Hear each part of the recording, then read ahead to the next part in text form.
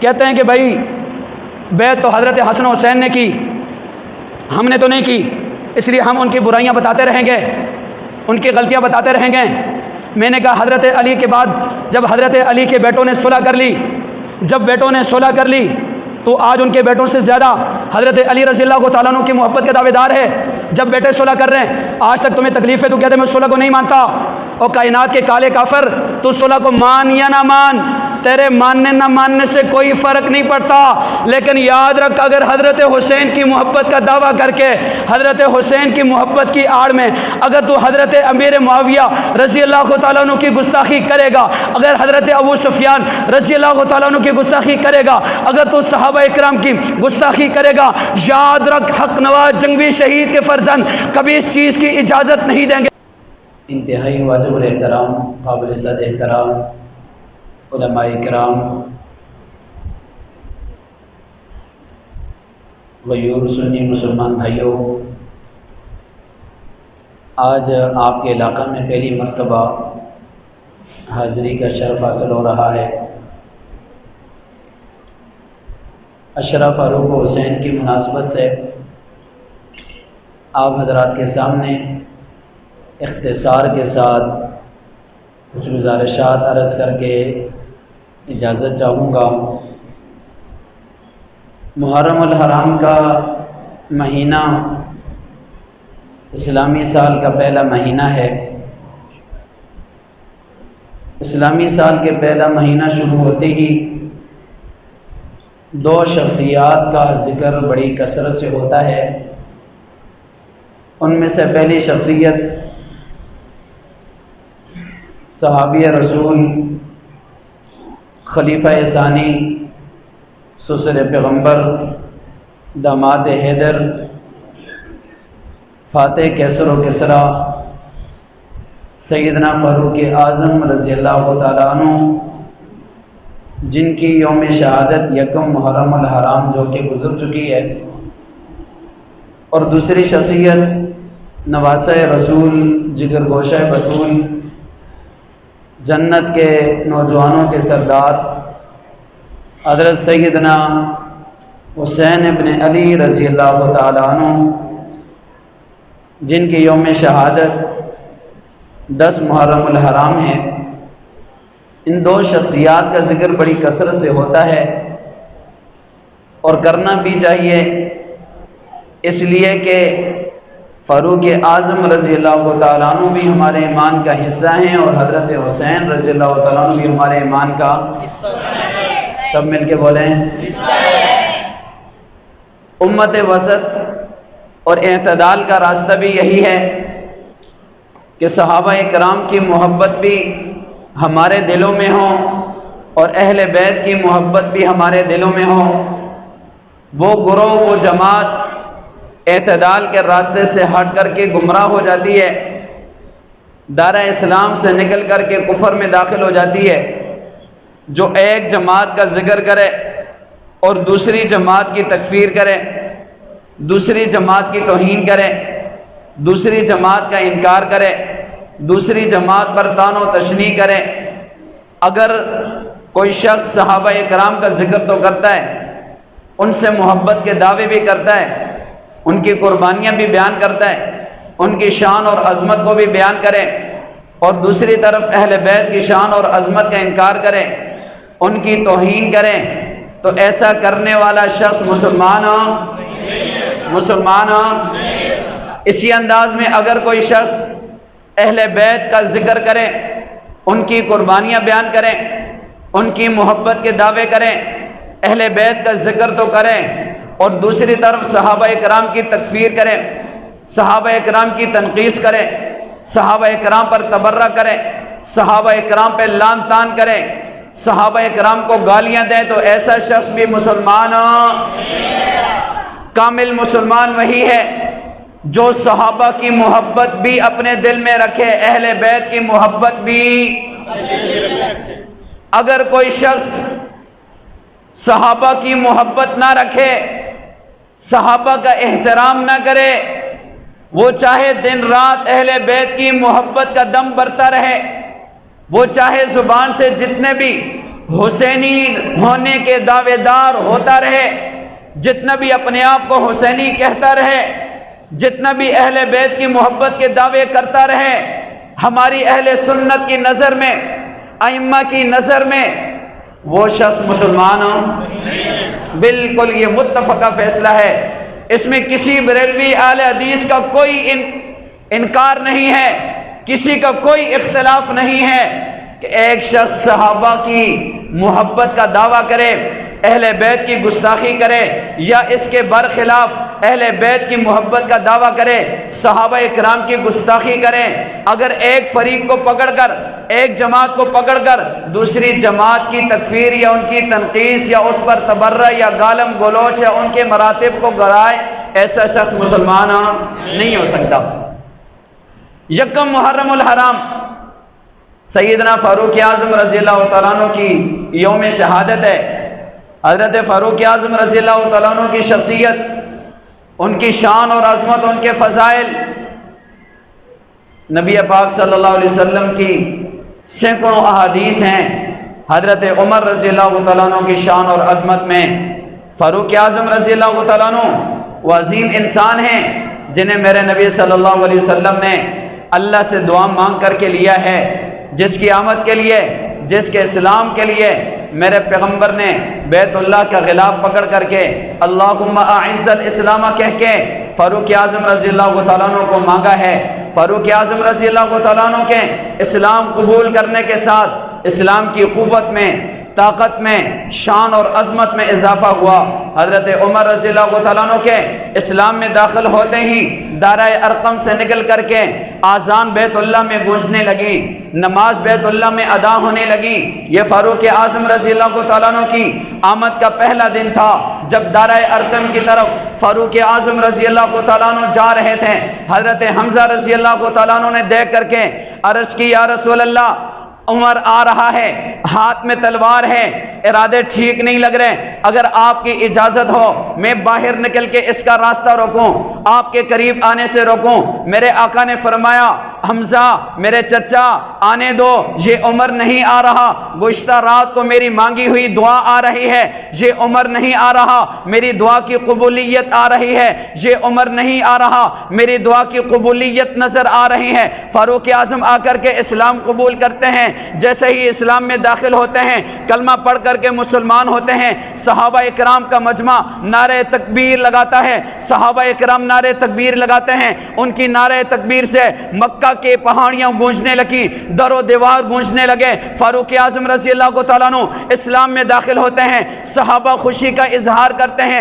ابن ماجہ کی روایت ہے، تھوڑی ہی دیر گزری تھی، جبریل امین علیہ السلام نازل ہوئے۔ جبریل امین علیہ السلام نے عرض کی، لقد استبشر اہل السماء باسلام عمر، اللہ کے رسول اپنے صحابہ کو خبر دے دیجئے، اللہ کے رسول اپنے صحابہ کو اطلاع دے دیجئے، عمر کے اسلام قبول کرنے پر صرف صحابہ خوش نہیں ہو رہے بلکہ آسمان کے فرشتے بھی خوشیاں منا رہے ہیں۔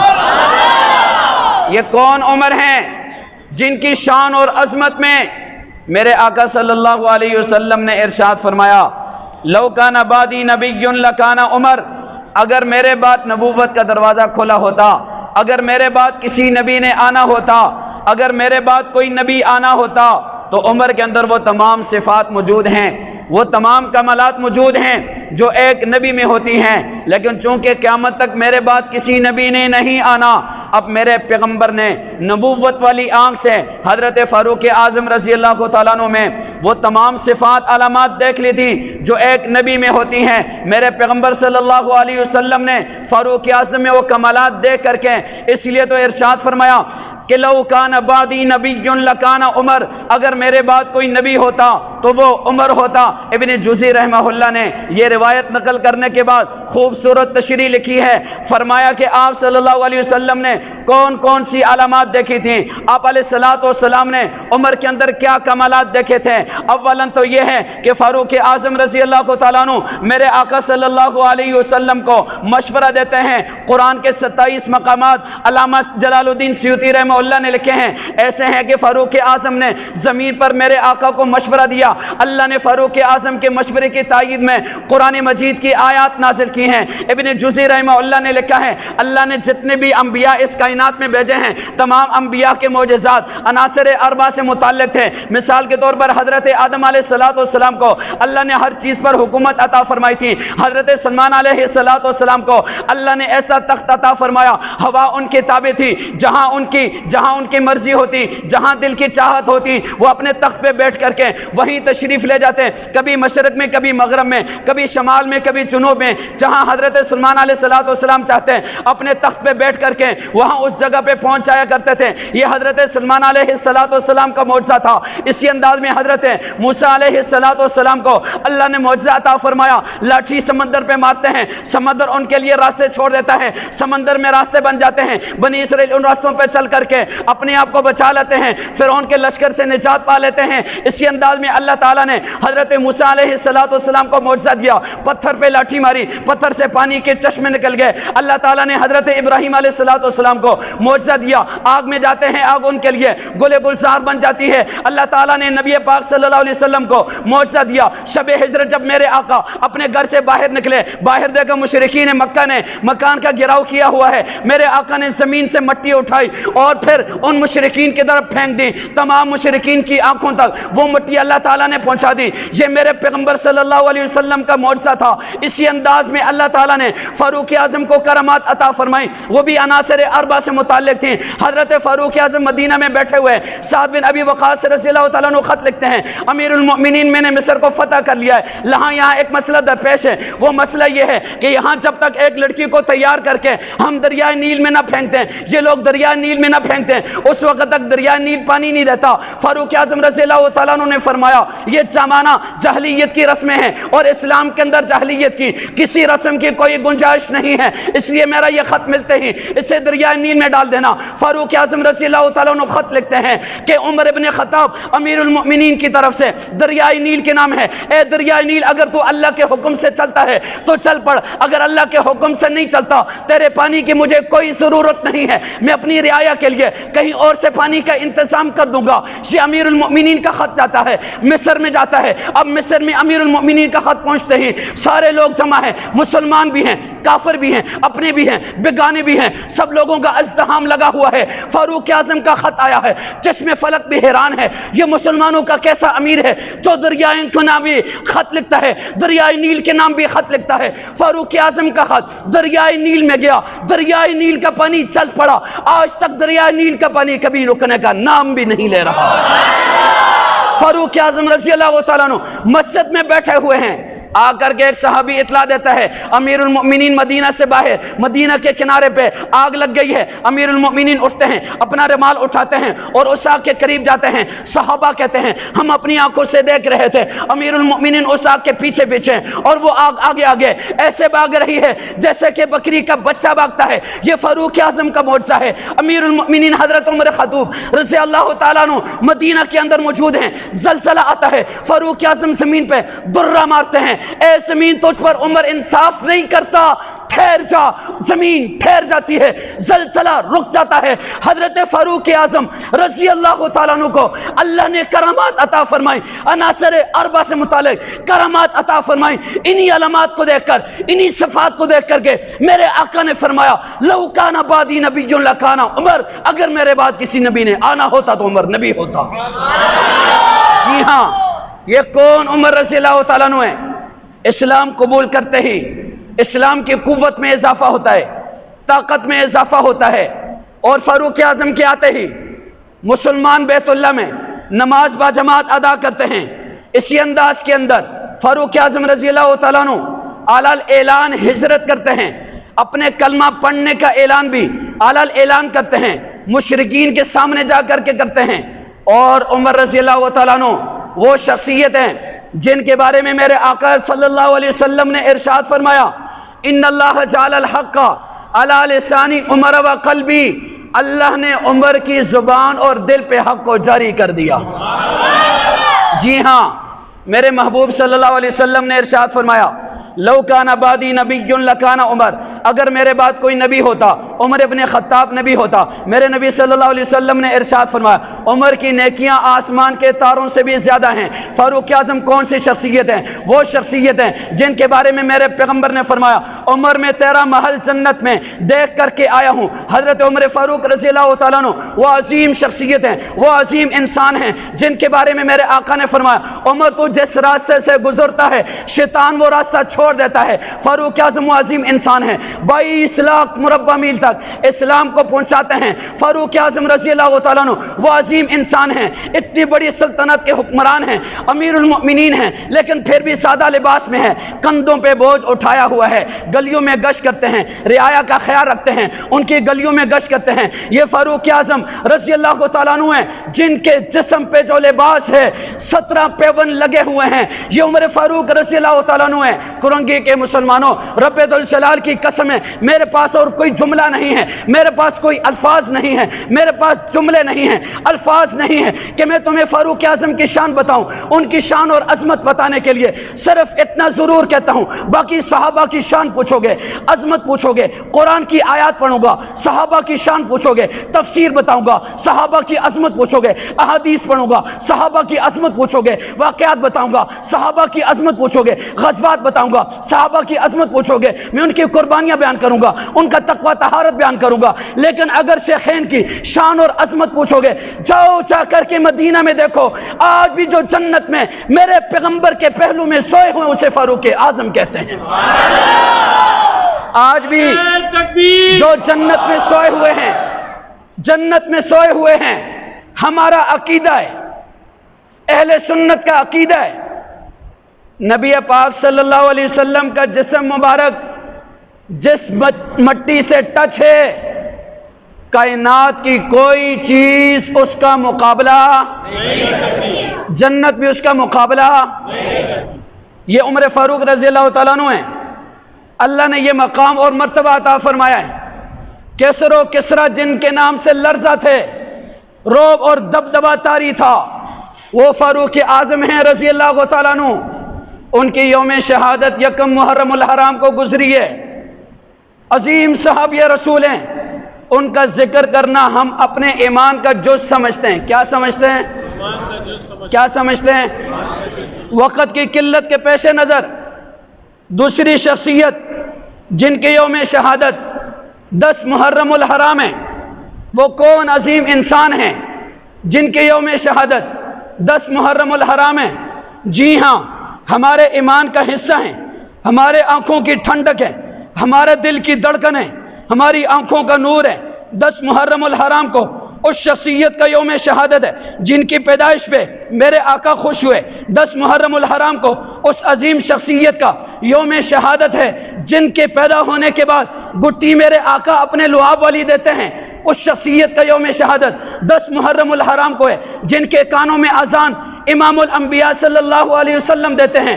اس شخصیت کا یوم شہادت 10 محرم الحرام ہے جو میرے آقا کی پیٹھ پہ آتے سجدہ لمبا ہو جایا کرتا تھا۔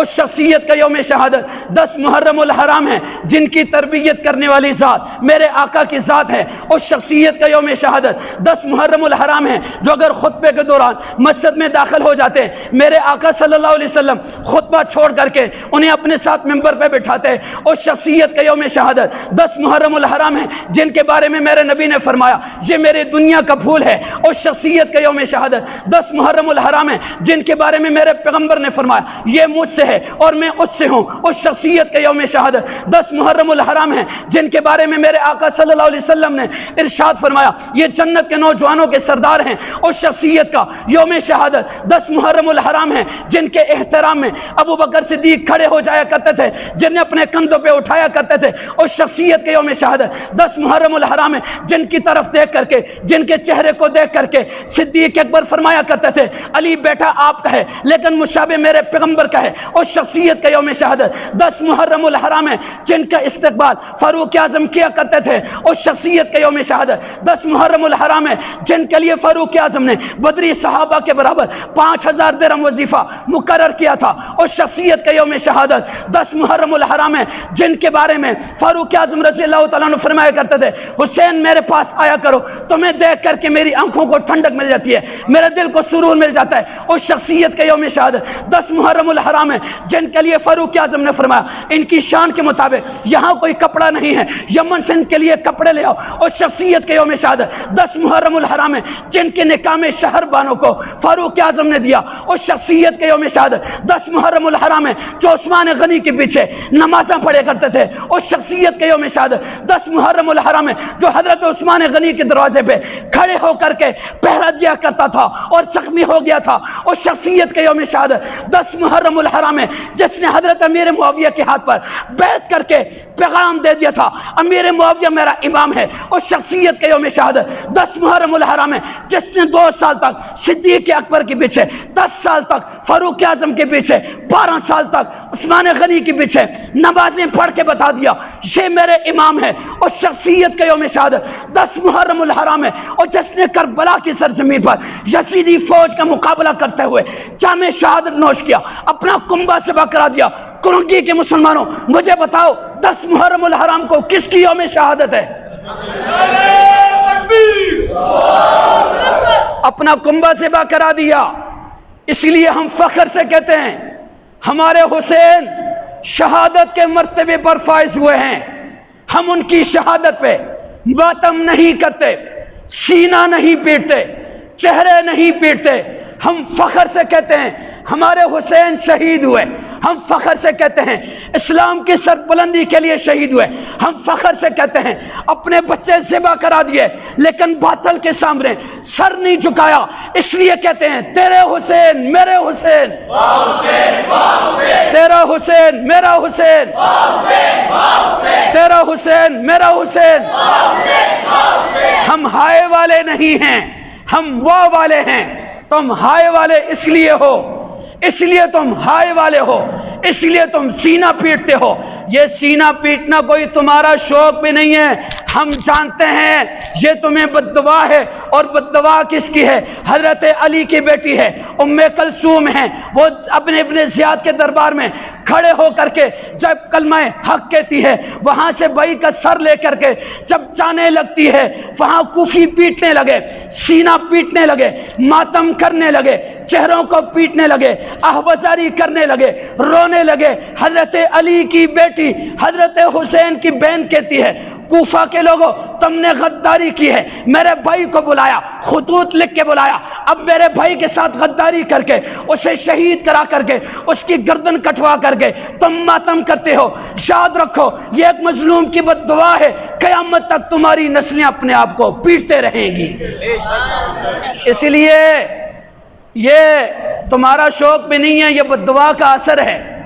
کیا ہے بھائی, کیا ہے؟ کہتے ہیں ہم تو وہاں پر نہیں تھے لیکن بس کیا کریں, ہمیں بہت زیادہ غم ہے. آج اگر کوئی شخص حسینی ہونے کے دعوے دار ہو, اپنے آپ کو حسینی کہے اور حضرت حسین کے اماموں کو کافر کہے, جس حسین نے ابو بکر صدیق کے پیچھے نمازیں پڑھی, فاروق اعظم کے پیچھے نمازیں پڑھی, عثمان غنی کے پیچھے نمازیں پڑھی, امیر معاویہ کے ہاتھ پر بیعت کی, آج اگر کوئی حضرت حسین کے اماموں کو کافر کہے, بتاؤ وہ شخص حسینی ہو سکتا ہے؟ حسینی ہو سکتا ہے؟ یہ کیسی محبت ہے؟ یہ جھوٹ ہے, دجل ہے, یہ فریب ہے جو تم لوگوں کو دھوکہ دے رہے ہو. بتاؤ اگر وہ لوگ مسلمان نہیں تھے تو نعوذ باللہ نقل کفر نباشد حضرت حسین کی نمازیں کہاں چلی گئیں بھائی؟ ان کی نمازوں کا کیا بنے گا؟ اسی لیے ہم کہتے ہیں حضرت حسین نے امیر معاویہ رضی اللہ تعالیٰ عنہ کے ہاتھ پر بیعت کی, انہیں اپنا امام بنایا. حضرت امیر معاویہ ہمارے امام ہیں. کیا ہیں بھائی؟ کیوں؟ حضرت حسین اور حضرت حسن نے صلح کی, حضرت امیر معاویہ ہمارے کیا ہیں بھائی؟ یزید کے ساتھ جنگ کی, اس لیے ہم یزید کا انکار کرتے ہیں, یزید کو نہیں مانتے, امیر معاویہ کا احترام کرتے ہیں, ان کی محبت کو اپنے ایمان کا جز سمجھتے ہیں. لیکن خبردار, آج اگر کوئی شخص حضرت حسین کی محبت کا دعویٰ کر کے حضرت حسین کی محبت کی آڑ میں بتاؤ اگر حضرت امیر معاویہ اور حضرت ابو سفیان کی گستاخی کرے، یہ گستاخی کرنے والا مسلمان ہو سکتا ہے؟ اونچی آواز سے۔ اس لیے اس چیز کو سمجھو لوگوں۔ کہتے ہیں کہ بھائی بیعت تو حضرت حسن و حسین نے کی، ہم نے تو نہیں کی، اس لیے ہم ان کی برائیاں بتاتے رہیں گے، ان کی غلطیاں بتاتے رہیں گے۔ میں نے کہا حضرت علی کے بعد جب حضرت علی کے بیٹوں نے صلح کر لی، جب بیٹوں نے صلح کر لی تو آج ان کے بیٹوں سے زیادہ حضرت علی رضی اللہ تعالیٰ عنہ کی محبت کا دعوے دار ہے۔ جب بیٹے صلح کر رہے ہیں، آج تک تمہیں تکلیف ہے، تو کہتے ہیں میں صلح کو نہیں مانتا۔ اور کائنات کے کالے کافر، تو صلح کو مان یا نہ مان، تیرے ماننے نہ ماننے سے کوئی فرق نہیں پڑتا، لیکن یاد رکھ اگر حضرت حسین کی محبت کا دعویٰ کر کے حضرت حسین کی محبت کی آڑ میں اگر تو حضرت امیر معاویہ رضی اللہ تعالیٰ عنہ کی گستاخی کرے گا، اگر حضرت ابو سفیان رضی اللہ تعالیٰ عنہ کی گستاخی کرے گا، اگر تو صحابہ اکرام کی گستاخی کرے گا، یاد رکھ حق نواز جنگوی شہید کے فرزند کبھی اس چیز کی اجازت نہیں دیں گے۔ ہم نے صحابہ کی عزت کے لیے، صحابہ کے ناموس کے لیے، صحابہ کے تقدس کے لیے، صحابہ کے دفاع کے لیے اپنی جوانیاں قربان کی ہیں، اپنے علماء قربان کیے ہیں، پابند سلاسل ہوئے۔ اس لیے یاد رکھ جب تک حق نواز جنگوی شہید کے پروانے ہیں، ہم کسی کو بھی صحابہ کی گستاخی کی اجازت اس لیے گستاخو یہ اب وہ دور نہیں ہے تم گستاخی کرو اور بچ کے نکل جاؤ۔ انشاءاللہ جہاں تم گستاخی کرو گے ہم قانون کی نکیل ڈالیں گے تمہیں انشاءاللہ۔ محرم الحرام کا مہینہ ہے، اشرف فاروق و حسین ہے، ہماری مساجد میں الحمدللہ حضرت عمر کا ذکر بھی ہوا اور حضرت حسین کا ذکر بھی ہوا یا نہیں ہوا بھائی؟ کہتے ہیں ہم سچے ہیں بھائی، حضرت حسین کے پیروکار ہیں، اتحاد بین المسلمین کے داعی ہیں، اور ہمارے لوگ بھی ان کی باتوں میں آ جاتے ہیں یار اس وقت ملک نازک صورتحال سے گزر رہا ہے، اتحاد بین المسلمین ہونا چاہیے۔ میں نے کہا عجیب بات ہے، اتحاد بین المسلمین کے نعرے وہ لگا رہے ہیں جن کے کلمے سے لے کر کے دفنانے تک کوئی چیز بھی ہمارے ساتھ، ان کے ساتھ اتحاد بین المسلمین۔ اور یاد رکھو میرے بھائیوں، یاد رکھو اگر وہ سچے ہیں، ان کے ہاں آج کل مجالس ہو رہی ہیں، جو بھی آپ سے یہ بات کہے اتحاد بین المسلمین ہونا چاہیے، جو بھی امن کمیٹی والا کہے اتحاد بین المسلمین ہونا چاہیے، بولو ٹھیک ہے، اس بات کا جا کے ان سے اظہار کر اور ان کی مجلسوں میں حضرت عمر کا ذکر کرا۔ اگر وہ اپنی مجلسوں میں حضرت فاروق اعظم کی شان اور عظمت بیان کرنا شروع کر دیں تب ہم اتحاد کے بارے میں سوچیں گے، لیکن یہ ایک فریب ہے جو مسلمانوں کو دیا جاتا ہے، یہ ایک دجل ہے جس میں مسلمانوں کو لانے کی کوشش کی جاتی ہے، اور یہ اتحاد بین المسلمین کا چورن محرم آتے ہی سب کو یاد آ جاتا ہے۔ یاد رکھو اگر یہ لوگ اپنے دعوے میں سچے ہوتے کبھی بھی حضرت حسن و حسین کے اماموں کی تکفیر نہ کرتے، اگر اپنے دعوے میں سچے ہوتے کبھی بھی حضرت علی رضی اللہ تعالیٰ عنہ کے اماموں کی تکفیر نہ کرتے، بھلا ان لوگوں کے اندر اختلاف کیسے ہو سکتا تھا جس صدیق اکبر رضی اللہ تعالیٰ عنہ نے حضرت فاطمہ کا جنازہ پڑھایا، جن سے حضرت علی نے اپنی زوجہ کا جنازہ پڑھایا، بتاؤ ان میں اختلاف ہو سکتا تھا؟ ہرگز نہیں ہو سکتا تھا۔ وہ رحماء بینہم کی عملی تصویر تھے، اگر ان میں اختلاف ہوتا حضرت علی رضی اللہ تعالیٰ عنہ اپنی بیٹی کا نکاح حضرت عمر فاروق سے کبھی نہ کرتے۔ حضرت علی نے اپنی بیٹی دے کر کے فاروق اعظم کے نکاح میں دے کر کے بتا دیا۔ صحابہ اکرام اشداء علی الکفار، کفار کے لیے تھے، رحماء بینہم آپس میں بڑے رحم دل تھے، بڑے شیر و شکر تھے۔ یہ لوگ کربلا کا ذکر کرتے ہیں، کربلا کا واقعہ بیان کرتے ہیں، کربلا کے دیگر شہداء کا ذکر کرتے ہیں۔ ان سے ذرا جا کر کے کہو کربلا میں کٹنے والے 72 شہداء کے نام بتاؤ، ان سب کا ذکر تم کیوں نہیں کرتے؟ یہ اس لیے نہیں کرتے، انہیں بتانا پڑے گا کربلا میں شہید ہونے والے حضرت علی کے بیٹے ابو بکر بھی تھے، حضرت حسین کے بیٹے عمر بھی تھے، حضرت حسین کے بھائی حضرت عثمان بھی تھے۔ حضرت علی نے اپنے بیٹوں کے نام ابو بکر کے نام پر رکھ کر کے، حضرت علی نے اپنے بیٹوں کے نام حضرت عمر کے نام پر رکھ کر کے، حضرت علی نے اپنے بیٹوں کے نام حضرت عثمان کے نام پر رکھ کر کے بتا دیا صحابہ کا آپس میں کوئی اختلاف نہیں تھا، صحابہ آپس میں شیر و شکر تھے۔ یہ جھوٹ ہے، یہ دجل ہے، یہ کائنات کے کافر ہیں جو یہ کہتے ہیں صحابہ میں اختلاف تھا۔ رب رب ذل جلال کی قسم ہے، صحابہ اکرام رحماء بینہم کی عملی تصویر تھے، اس لیے ہم کہتے ہیں حسینی محبت کے دعوے میں آ کر کے اگر تم صحابہ کی گستاخی کرو گے انشاءاللہ تمہارا تعاقب کرتے رہیں گے انشاءاللہ۔